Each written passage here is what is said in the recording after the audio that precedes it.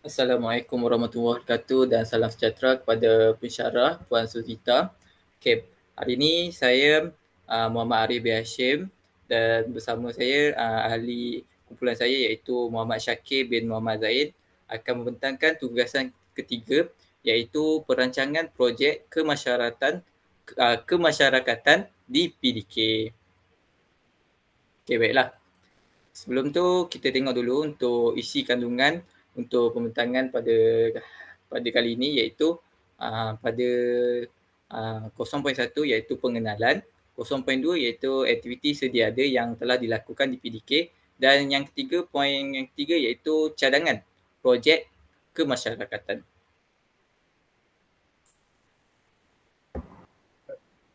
Okay, baik, saya teruskan dengan pengenalan.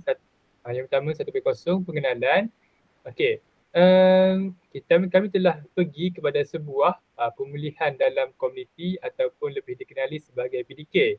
Dan nama PDK yang telah pun kami pergi ialah PDK Taman Ehsan di Taman Ehsan di Negeri Selangor pada tarikh 23 Mac 2022 pada hari Rabu yang lalu. Okay. Dan masa kami pergi adalah sekitar jam 9 pagi sehingga 1 tengah hari. Dan beberapa sebanyak maklumat tentang pemulihan dalam komuniti Taman Ehsan. Okay, yang pertama, PDK Taman Ehsan merupakan salah satu program latihan yang ditawarkan oleh kerajaan melalui Jabatan Kebajikan Masyarakat ataupun JKM sebagai satu strategi dalam pembangunan komuniti setempat bagi tujuan pemulihan, pendidikan, penyamaan peluang dan integrasi sosial OKU ataupun orang kelainan upaya. Yang kedua, tujuan utama penubuhan PDK Taman Ehsan adalah menyediakan kelas dan pusat latihan asas dari segi pergerakan, pertuturan, pendidikan khas dan kemahiran dalam aktiviti kehidupan harian. Dan yang ketiga, PDK Taman Ehsan menempatkan pelatih seawal usia 2 tahun dan tiada had umur di PDK ini. Dan antara jenis kecacatan yang berdaftar adalah seperti diagnosis autism, cerebral palsy, syndrome Down dan global development delay ataupun TDD. Dan yang terakhir sekali berkaitan dengan maklumat PDK, terdiri daripada 20 orang pelatih dan 6 orang guru termasuk seorang penyelia di PDK Taman Ehsan. Okay, baik, seterusnya saya serahkan balik kepada saudara Arif. Okey, baiklah. Kita masuk pula kepada saya. Okey, baiklah kita masuk pula kepada aktiviti sedia ada. Okey, semasa kami pergi buat lawatan di PDK Taman Ehsan, satu aktiviti telah dijalankan oleh para guru-guru, cikgu-cikgu di PDK iaitu satu terapi bermain iaitu untuk meningkatkan kemahiran motor kasar. Okey, masa ni semasa aktiviti ini dijalankan, kami aktiviti ini menggunakan satu lembaran kain dan iaitu sebiji bola, bola mainan lah, bola getah, dan kami berkumpul dalam secara berbentuk bulatan dan setiap orang akan memegang kain lah, kain nampak kain tu, kain rentang tu, dan kain tu terdiri ada 4 warna iaitu kuning, hijau, biru dan merah. Okey, permainan ni dijalankan secara murid perlu menggibas ataupun menggoyangkan kain tu untuk melambungkan bola.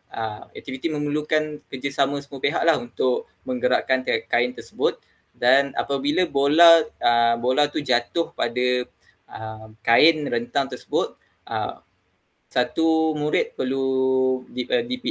satu murid akan dipilih dan perlu menyebut warna pada kain rentang bola tersebut jatuh di warna apakah, warna di kain rentang tu lah, macam tu. Lepas tu seterusnya aktiviti disambung lah. Okay, ni antara contoh video yang kami telah jalankan.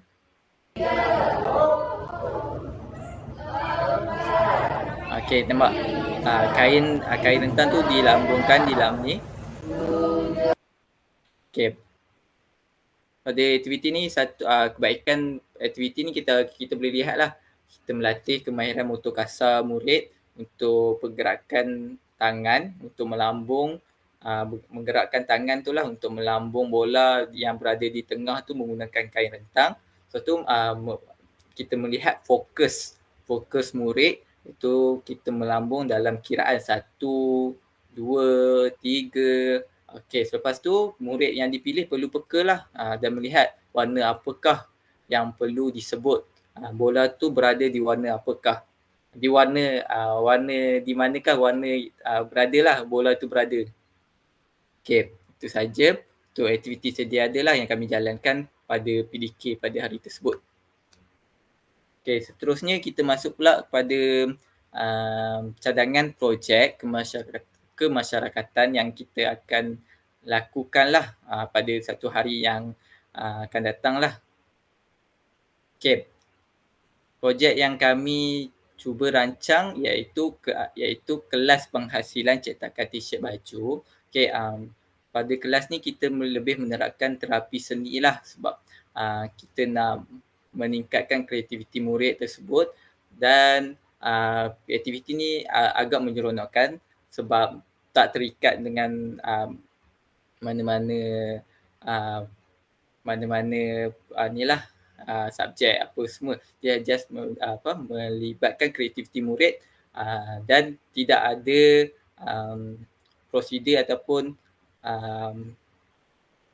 sebenarnya murid tu tak terikat lah. Dia boleh meluahkan kreativiti dia pada baju t-shirt yang akan disediakan. Ini antara contoh-contoh gambar yang kita boleh lakukan pada kelas tersebut.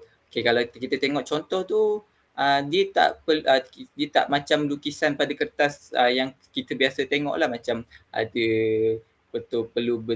perlu ketelitian. Maksudnya perlu bentuk yang betul apa tak. Tapi untuk kelas ni kita hanya memberi kebebasan kepada murid untuk mencurahkan kreativiti mereka. Okay, kalau kita tengok dia hanya meletakkan warna-warna macam menconteng dia sebenarnya. Menconteng-conteng tapi letakkan warna yang pelbagai warna-warni lah, pelbagai warna dan menghasilkan satu corak yang cantik pada kain tersebut. Ini antara t-shirt lah kita galakkan kita akan menggunakan t-shirt putih. Okay, saya serahkan pada Syakir. Okay, baik. Terima kasih Arif. Baik, saya teruskan dengan objektif cadangan aktiviti yang telah pun diterangkan sebentar tadi oleh saudara Arif. Baik, antara objektif kita tengok di sini ada 4 yang kami senaraikan. Baik, kita bagi yang kepada yang pertama, meningkatkan kemahiran sensori motor para pelatih di PDK. Jadi seperti yang kita tahu, apabila kita menjalankan aktiviti tersebut, banyaklah menggunakan kemahiran yang melibatkan sensori motor.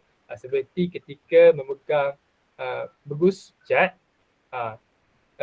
menampal tangan pada cat dan meletakkannya pada t-shirt untuk menjadikan t-shirt baju tersebut berwarna dan banyak lagi lah dalam terapi seni yang diterapkan ni banyak sekali menggunakan sensori motor yang akan meningkatkan kemahiran sensori motor pelatih-pelatih tersebut. Baik, kita terus kepada yang kedua, iaitu mengendalikan masalah yang mengganggu perkembangan normal kanak-kanak. Okay, seperti yang kita tahu, kanak-kanak di pemulihan dalam komuniti atau PDK ini ada pelbagai lah masalah-masalah yang mengganggu perkembangan normal mereka. Normal kanak-kanak biasa seperti sukar untuk menumpukan perhatian, mempunyai kemahiran sensori motor yang agak rendah dan sebagainya.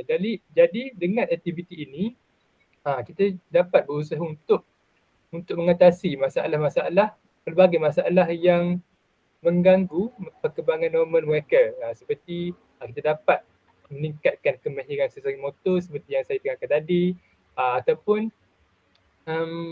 menjadikan mereka lebih fokus dan lebih memberikan perhatian terhadap arahan yang kita berikan, yang diberikan, dan pelbagai lagi lah, dan pelbagai lagi lah mengelakkan mereka ni daripada daripada hilang kawalan dan sebagainya.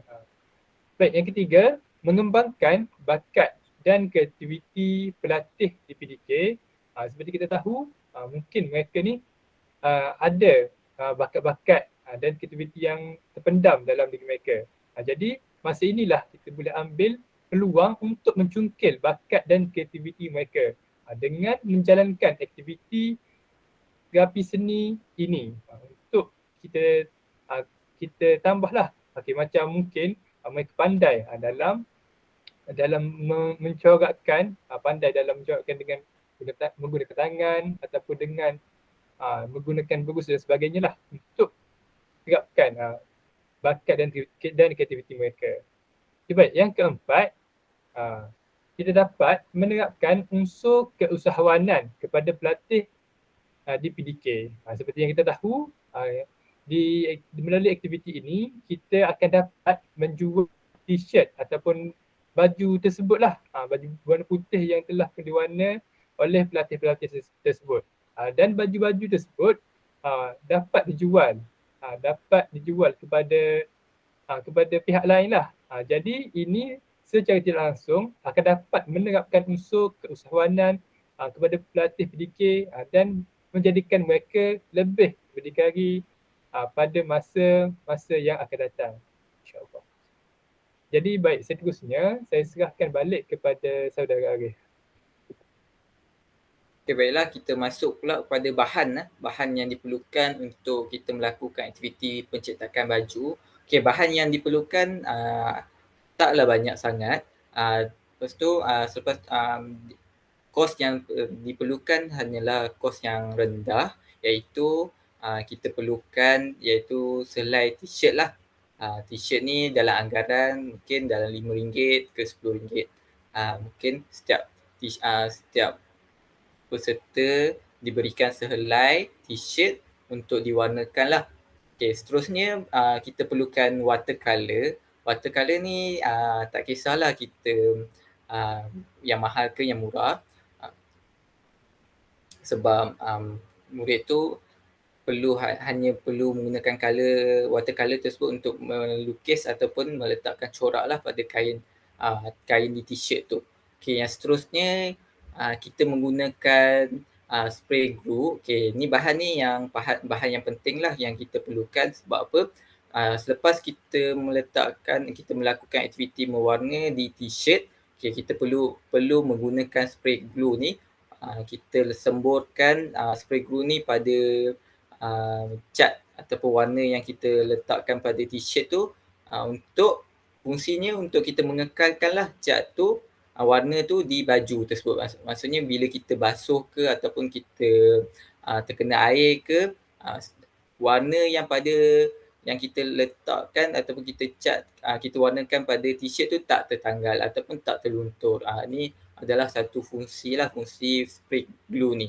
Okay, yang terakhir iaitu brush lah. Brush ni mungkin ada murid yang perlu menggunakan brush untuk mewarna, ataupun kita galakkan pada kelas ni murid menggunakan tangan dia, biar peserta tu, murid tu merasa sendirilah menggunakan sensori halus dia, menggunakan jari untuk meletakkan warna-warna pada kain tu. Dan dia sebenarnya menggunakan jari ni boleh menghasilkan satu seni yang lebih cantik lah, lebih cantik. Itu saja antara 4 bahan yang diperlukan. Kos pun agak rendah sebenarnya kita nak buat aktiviti ni, taklah terlalu mahal.